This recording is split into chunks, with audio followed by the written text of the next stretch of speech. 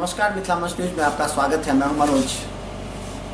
अभी हमने आपको दिखाया है दरभंगा में जो महिलाओं के लिए एक सुपर स्पेशलिस्ट हॉस्पिटल की जो व्यवस्था की है, जिसमें आईवीएफ से लेकर के ब्रेस्ट कैंसर तक की सभी सुविधाएं उपलब्ध हैं। हमारे साथ डॉक्टर गुंजन त्रिवेदी हैं, जिन्होंने इस कंसेप्ट को डेवलप किया है। और खासकर हम बता दें, आईवीएफ के लिए अभी तक लगातार इनका प्रयास भी प्रारंभ हो गया, यानी मरीज इनके जो कंसेप्ट से प्रभावित होकर के आना भी प्रारंभ किया है। इस तरह अपने आईवीएफ का सेंटर अभी मैं जो अपनी नई हॉस्पिटल रोज द मेडिसिटी लेकर आ रही हूँ, इसमें मैं महिलाओं के लिए कुछ खास लेकर आ रही हूँ। इसमें महिलाओं की जितनी भी कैंसर, महिलाओं की जननांगों की कैंसर, ब्रेस्ट कैंसर, उन सबों के लिए सुविधाएं उपलब्ध होंगी।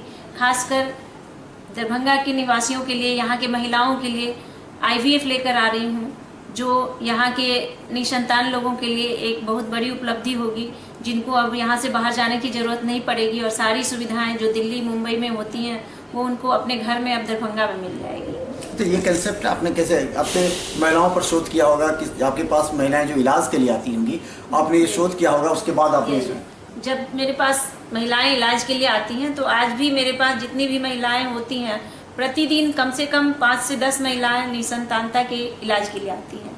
तो मेरे मन में ये आया कि और जब मैं उनको प्रारंभिक इलाज से नहीं कंसीव करवा पाती तो उन्हें बाहर भेजने की जरूरत पड़ती थी, जो उनके लिए, बहुत लोगों के लिए नहीं संभव हो पाता था। वो अपने आर्थिक स्थिति के कारण या आने जाने की असुविधा के कारण या बाहर रहने की सुविधा उनके पास नहीं होने के कारण वो अपना इलाज बाहर जाकर नहीं करा पाती थी।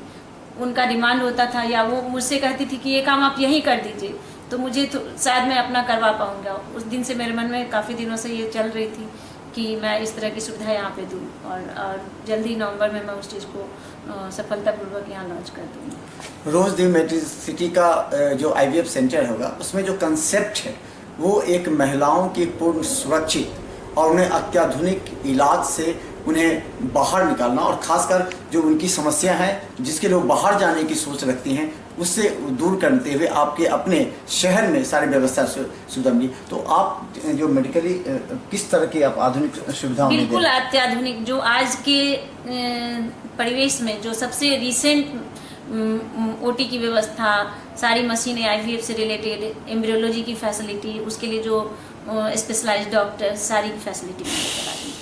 अच्छा, एक चीज ब्रेस्ट कैंसर के लिए ज्यादातर हम देखते हैं कि यहाँ से, तो इस पर किस तरह वर्क आपने ब्रेस्ट किया? कैंसर के स्क्रीनिंग सुविधा, जिसमें जैसे महिलाएं ब्रेस्ट की गांठ लेकर आती हैं तो उसकी स्क्रीनिंग की वो कैंसर है या नहीं, उसकी सारी स्क्रीनिंग की व्यवस्था, मेमोग्राफी, बायोप्सी, अल्ट्रासोनोग्राफी, पैथोलॉजिकल जांच, जिससे हम पहले उसको डायग्नोज कर लें कि ब्रेस्ट कैंसर है। फिर अगर वो कैंसर है तो उसके लिए जो आगे की सुविधाएं हैं, जो उसके लिए ऑपरेशन है, उसकी सारी व्यवस्था मेरे यहाँ होंगी।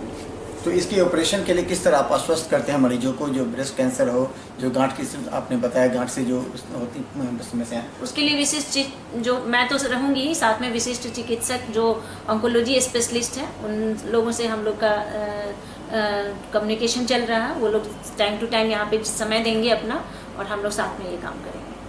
तो हम बता दें, खासकर मिथिलांचल एरिया में ही अगर कहें तो औसतन जो सर्वे है, कम से कम 3 से 4% महिलाओं को गांठ से संबंधित जो ब्रेस्ट कैंसर है वो ज़्यादा डेवलप हो रहा है, और इसे लेकर के काफ़ी ज़्यादा परिवार और चिंतित होते हैं और वे सोचते हैं कि बाहर जाएंगे तो लाखों रुपया खर्च होगा और इलाज संभव हो भी। कैंसर शब्द का नाम ही सुन करके एक भय व्याप्त हो जाता है। इसको दूर करने के उद्देश्य से इन्होंने जो कंसेप्ट डेवलप किया, खासकर वहाँ मरीजों को काफ़ी ज़्यादा राहत हो सकती है। एक चीज़ और, इसमें किस तरह का रूप आपने स्टेज बनाया है, जिस स्टेज पर एक चीज़ जो यहाँ पे महिलाओं के बीच आती है कि स्तन की बीमारियों को, ये जनरल सर्जन के पास लोग, चूँकि मैक्सिमम जनरल सर्जन पुरुष होते हैं, उनके पास लोग लेकर नहीं जा पाते हैं, इसलिए वो छुपाती रहती हैं कि मेल डॉक्टर के पास जाना है। तो पहले स्क्रीनिंग फीमेल डॉक्टर्स के पास के लिए पेशेंट आती हैं। तो वो चीज़ है कि प्राइमरी स्टेज हम लोग ही उस चीज़ को स्टार्ट करते हैं। तो आगे का सर्वे, अगर आगे की सुविधा, आगे की बाकी कम्युनिकेशन उनको हम लोग दे सकें और सारी फैसिलिटी यहाँ दे सकेंगे तो समय रहते उनका इलाज हो जाएगा और वो अपने बाकी ज़िंदगी को अच्छे से जी पाएंगे।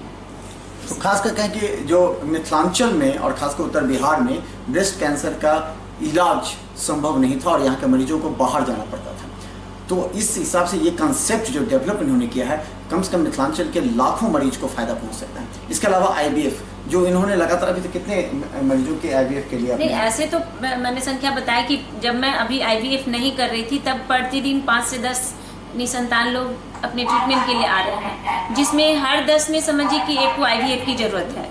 जो निसंतानता की प्रतिशत है उसमें हर 10 में एक को आईवीएफ की जरूरत है।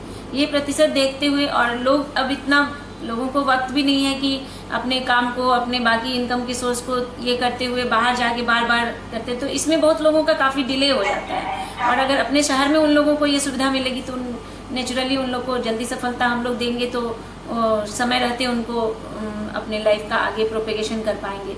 जो बच्चे के कारण उनकी लाइफ में जो हैम्पर हुआ वो सब चीज़ दूर हो पाएगा। अच्छा, एक चीज़ और कंसेप्ट है कि मान लीजिए एज की वजह से भी कहा जाता है कि कई लोग सोचते हैं कि कितना एज होगा, ये कितने, इससे इसको किस तरह से? नहीं, age factor is one of the factor for infertility. उसके कारण होता है, अधिक उम्र हो जाने के कारण अंडा बनने की कैपेसिटी कम हो जाती है, अंडा का क्वालिटी नॉर्मल नहीं रह पाता है। उस चीज़ को हम लोग मेडिसिन से इम्प्रूव कराते हैं, और काफ़ी इवन की 50s ही IVF के द्वारा बच्चे हो रहे हैं। और खासकर ये रहता है कि जो कितने ऐसे हैं जिनका एक बच्चे के बाद फिर बंद हो गया और 5-10 साल 15 साल में वो निसंतान नहीं है, लेकिन फिर भी बाद में उनको बच्चा ग्रो नहीं करता, उसके लिए अभी आपने?